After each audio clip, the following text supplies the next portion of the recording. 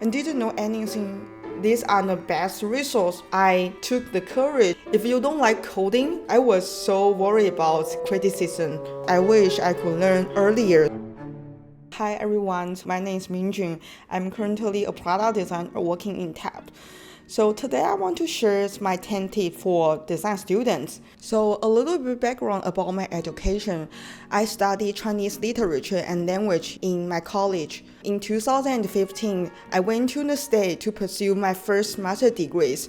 I studied learning science and technology at the University of Pennsylvania. After graduating from UPenn, I moved to Seattle and pursued my second master's degree in human-computer interaction design, which is UX and product design at the University of Washington. So even though I studied education at UPenn, but I ended up with taking 6 design classes in our fine arts and design school, and then I spent a year at UW to focusing on the UX design. I want to share something I wish I could learn earlier when I was a design school student.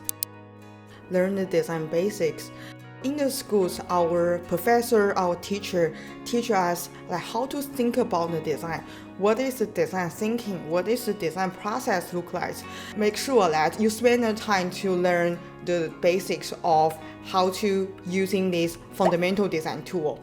And the other side of learning the design basics is around learning these industrial standard UI patterns.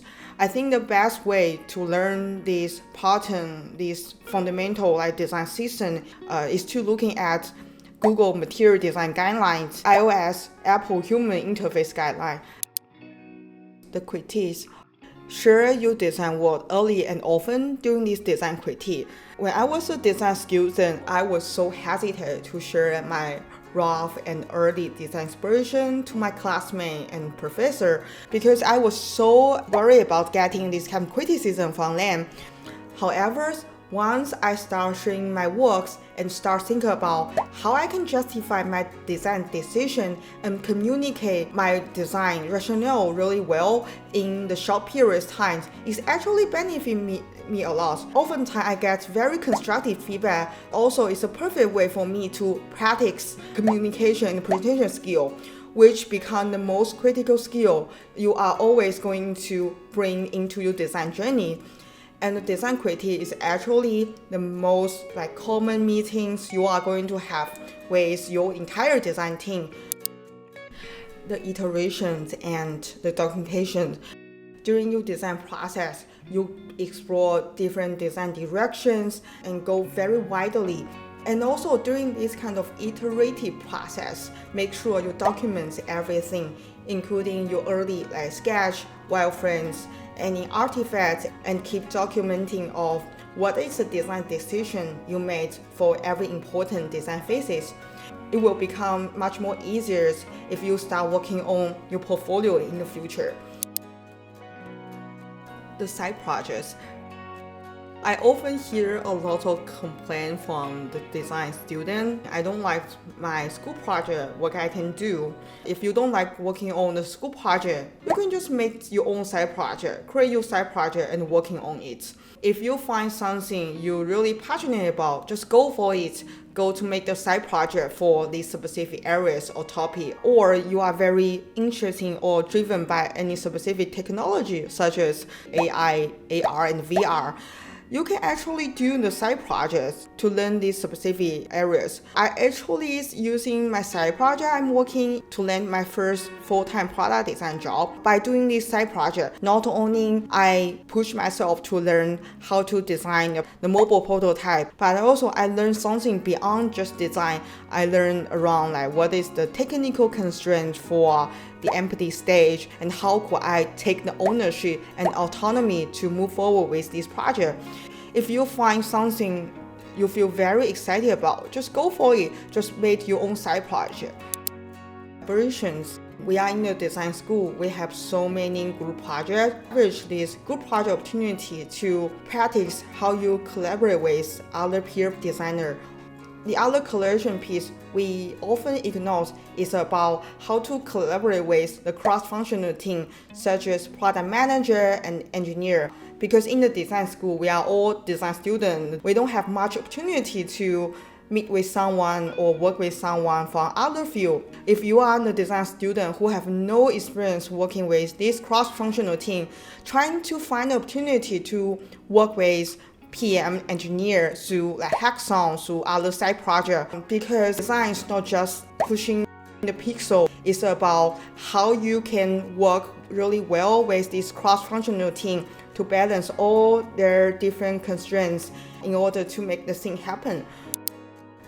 The school resource. Leveraging the school resource.